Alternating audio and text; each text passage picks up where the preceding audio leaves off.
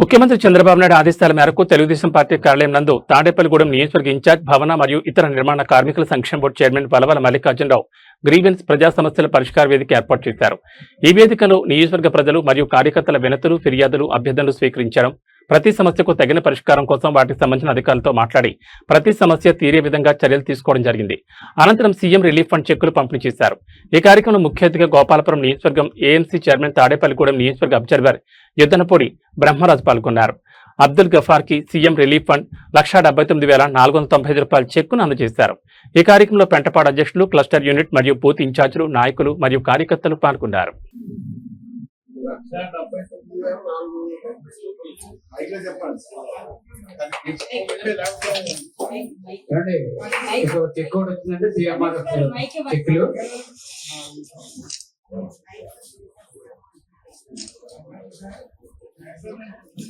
ఒకసారి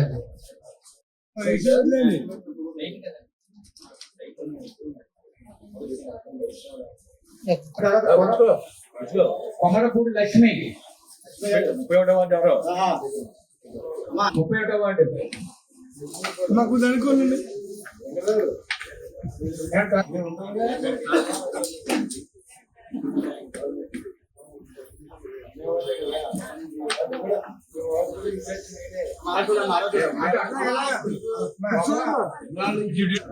కొంచెం రమణ గారు తర్వాత రమణ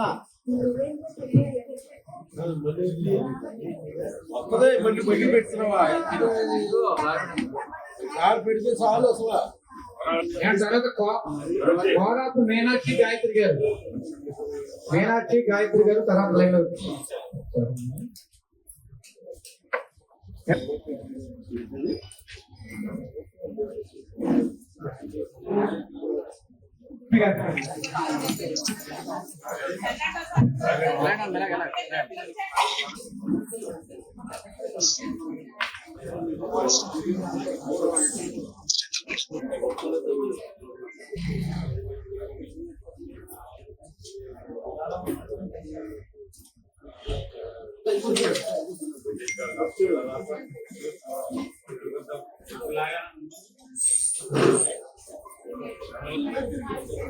తర్వాత గోపిశెట్టి వెంకటేశ్వర గారు లైన్ లో ఉన్నాడు.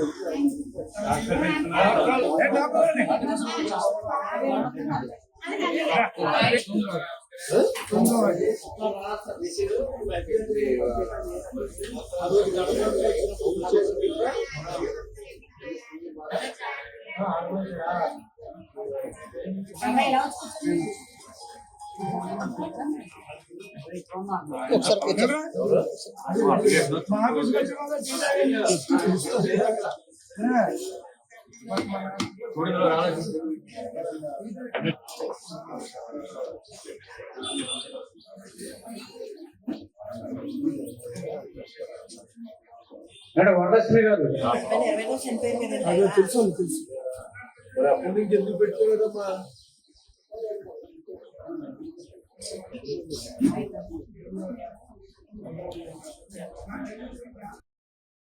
ప్రతి శుక్రవారం నిర్వహించే గ్రీవియన్స్ కార్యక్రమంలో భాగంగా ఈరోజు మరి ఒంటరి మహిళ, అలాగే వృద్ధాప్య పెన్షను, వితంతు పెన్షను, వికలాంగ పెన్షను, ఇంటి స్థలాల కోసం, అలాగే ఇల్లు కట్టుకోవడం కోసం, లోన్ల కోసం మరి అప్లికేషన్లు రావడం జరిగింది. ఆ అప్లికేషన్లు అన్నీ కూడా అధికారులకు ఫార్వర్డ్ చేసి మరి పెన్షన్లు అయితే అతి తొందరలో ఇవ్వాలన్న నిర్ణయంతో ముఖ్యమంత్రి గారు ఉన్నారు. మరి కార్యక్రమం అతి తొందరలోనే జరుగుతుందని చెప్పి మరి ఎవరైతే పెన్షన్దారులు ఉన్నారో, పెన్షన్ల కోసం ఎదురు చూస్తున్నారో వాళ్ళందరికీ కూడా విజ్ఞప్తి చేస్తూ మరి ఈ కార్యక్రమం చక్కటి కార్యక్రమం. మరి అధికారులకి ఈ పంపించి మనం అధికారుల ద్వారా మరి ఎవరైతే లబ్ధిదారులు ఉంటారో వాళ్ళందరికీ కూడా మరి ఆన్లైన్ చేయించే సిస్టమ్ పెట్టడం జరిగింది. ఇది ఇంత మంచి కార్యక్రమాన్ని మరి ముఖ్యమంత్రి గారు మనకు అప్పచెప్పారు. అలాగే ఈవేళ 57 చెక్కులు దాదాపుగా రావాల్సి ఉన్నాయి. అయితే అక్కడ ఏదో ఒక్కొక్క సైన్ తేడాతోటి ఈవేళ ఆ కార్యక్రమం మళ్ళీ శుక్రవారానికి వాయిదా వేయడం జరిగింది. ముఖ్యంగా చాలా రోజుల నుంచి గఫార్ గారు అని మా అందరికీ కూడా మా మోటార్ ఫీల్డ్ కి ఫ్రెండ్ ఆయన. అయితే అది మన ఇన్ఛార్జి మంత్రి గారి లాగిన్ లో అప్పుడు పెట్టడం జరిగింది. అయితే ఆయన కొన్ని కాగితాలు పెట్టకపోవడంతో అది మళ్ళీ రిజెక్ట్ అయ్యి వెనక్కి వస్తే మళ్ళీ ఆ పేపర్స్ అన్ని ఫిల్ చేసి పాపం చాలా రోజులైంది. ఈవేళ మరి ఆ చెక్కు రావడం జరిగింది. 1,79,495 రూపాయలు మరి ఆయనకి చెక్కు రూపేణ ఇవ్వడం జరిగింది. ముఖ్యంగా మరి ఎవరైతే ఈ సిఎంఆర్ఎఫ్ లబ్ధిదారులు ఉన్నారో వాళ్ళందరూ కూడా చాలా హర్షాతిరేకాలు వ్యక్తం చేస్తున్న సందర్భాలు. ఎందుకంటే వాళ్ళు ఖర్చు పెట్టేస్తున్నారు, తర్వాత ఈ డబ్బులు వస్తాయన్న సంగతి కూడా చాలా మందికి తెలియదు. ముఖ్యంగా మన నాయకులు ఎవరైతే ఉన్నారో వాళ్ళందరూ కూడా మరి గ్రామాల్లో కానీ వార్డుల్లో కానీ ప్రజలకు సాయం చేయండి. దానివల్ల మన కుటుంబానికి మేలు చేకూరుతుందని చెప్పి మరి ఈ పత్రికా ముఖంగా మీ అందరికీ కూడా తెలియజేస్తున్నాను. ఎందుకంటే సహాయం అనేది చాలా ఇంపార్టెంట్. మధ్యతరగతి పీపుల్ ఉంటారు, వాళ్ళకి ఒక్కొక్కసారి రేషన్ కార్డు ఉండదు. అయితే దాన్ని ఇన్కమ్ సర్టిఫికెట్ తీసుకుని దీన్ని అప్లై చేసుకోవచ్చు.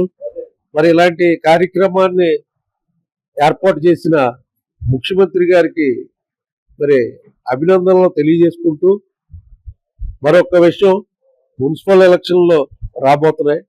ఆ మున్సిపల్ ఎన్నికలు దృష్టిలో ఉంచుకుని మీరందరూ కూడా దాదాపు 40 రోజులు పడుతుంది వచ్చేటప్పటికి. ఈ 40 రోజులు కూడా డోర్ టు డోర్ క్యాంపెయిన్ ఎవ్వరూ కూడా మానొద్దు, తిరగండి. ఖచ్చితంగా అది మన శ్రేయస్సు కోరి ముఖ్యమంత్రి గారు మనకి ఇచ్చిన ఆయుధం, దాన్ని వినియోగించుకోండి. ఎందుకంటే ఆయన పేరు చెప్పుకునే మనం వెళ్తున్నాం ప్రతి గుమ్మానికి, పార్టీ పేరు చెప్పుకునే వెళ్తున్నాం.